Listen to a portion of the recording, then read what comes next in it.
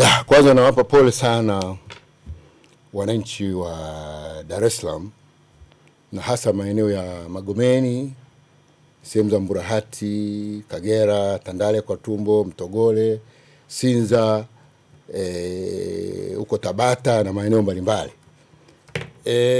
Sisi kama jeshi la polisi tumepata taarifa vile vile kama walivyopata taarifa watu wengine kwamba hawa vijana maarufu kwa jina la Panya Road kwamba walikuwa wamezagaa sehemu hizi za Magomeni, hasa hizi sehemu ambazo na hapa ni Magomeni. Na sasa hivi nilikuwa napata taarifa kwamba bado kuna maelezo mengi tu sehemu mbalimbali kwamba wanaelekea huko. Lakini ukweli ni kama ufuatao. Ni kwamba jana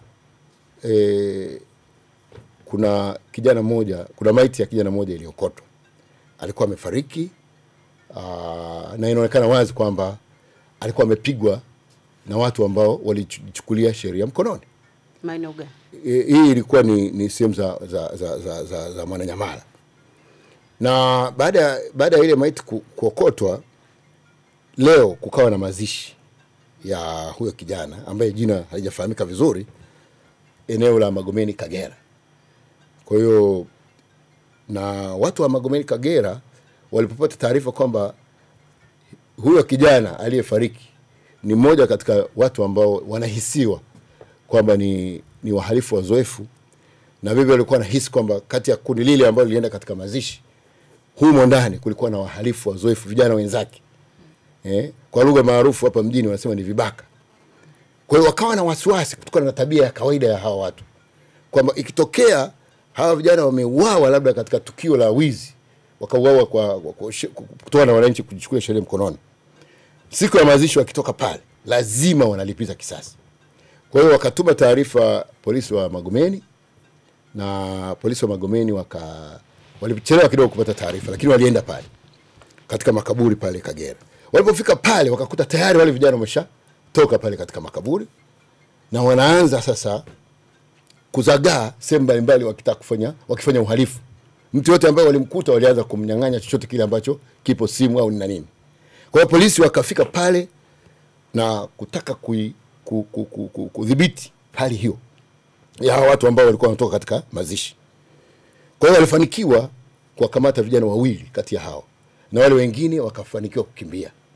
Lakini wakati wa kukamataji ilikuwa sio kazi rahisi, kwa sababu walikuwa wengi wamejipanga, walikuwa wamenuia kufanya uhalifu.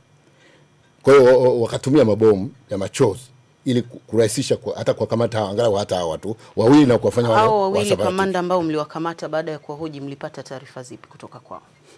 Wanakiri kwamba kwanza walikuwa na nia hiyo ya kufanya huo uovu, kulipiza kisasi, na vile vile sasa hivi wanatusaidia kutuonyesha wenzao wako wapi. Kwa hiyo kazi inaendelea ya msako.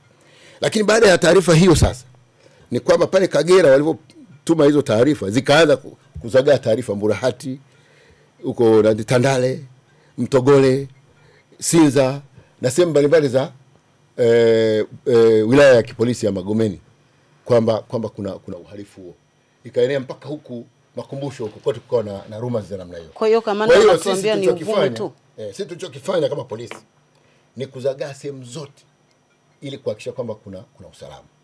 Lakini hiyo kuzagaa sehemu zote haikusaidia, kwa sababu watu walikuwa wanatumiana ujumbe. Kila mtu kwanza walipoanza pale kutuma ujumbe sehemu ya kwanza ile, ikawa kila mtu anatuma ujumbe huku na huku, na sasa ikaenea rumors ikawa ni kubwa sana. Lakini cha ajabu ni kwamba sisi katika hali kama hiyo, katika uvumi mkubwa kama huu, katika taarifa kama hizo, tulitegemea kwamba kuna wahalifu ambao kuna watu ambao wangefika vituoni na kutoa taarifa, au tungepata taarifa kwa mtu anayesema kwamba mimi nimedhurika. Kilichotokea pale zaidi ni maduka kufungwa na watu kukimbia hovyo hovyo. Kwa hiyo kamanda, unakiri kwamba hawa watu Panya Road wako kweli mtaani, lakini ni kwamba tu watu hawajaumia? Kwanza Panya Road sije tukawakuuza sana. Sio taasisi hiyo.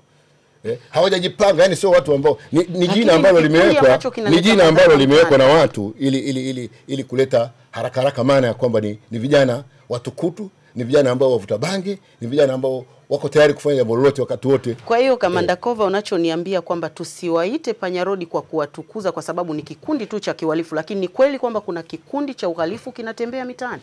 Nachosema hawa ni vijana ambao hawana kazi, hawana ajira, hawana maadili mazuri, ni vijana ambao malezi yao hayakuwa mazuri, sijui makosa ni ya nani, lakini kwamba, na ndio maana nasema kwamba sasa nataka kwanza tuzungumzie uzito wa tatizo. Nataka kusema kwamba jinsi ambavyo habari zilivovuma zimevumishwa kubwa zaidi kuliko uzito wa tukio lenyewe. Na ndio maana nataka nikwambie wananchi kwamba hivi, hebu endeleeni na shughuli zenu. Huu uvumi ni mbaya. Ndio maana kijijini kule, katika vijiji unakuta wanaweza kusema kijiji hiki kuna wachawi, watu wakaunguzana kijiji kizima, watu wakafa kwa sababu ya uvumi. Kwa hiyo uvumi ni jambo hatari sana.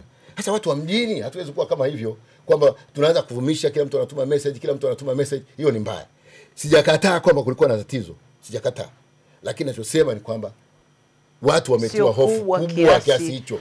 Ni uhalifu ambao unaweza kutokea na vijana hapa na pale, lakini uvumi ukawa ni mkubwa. Labda ukiweka pasenti, uvumi ni labda tunaweza kusema ni 95, lakini kiwango cha uhalifu labda ingekuwa pasenti 5, ambayo ni pasenti ndogo sana. Lakini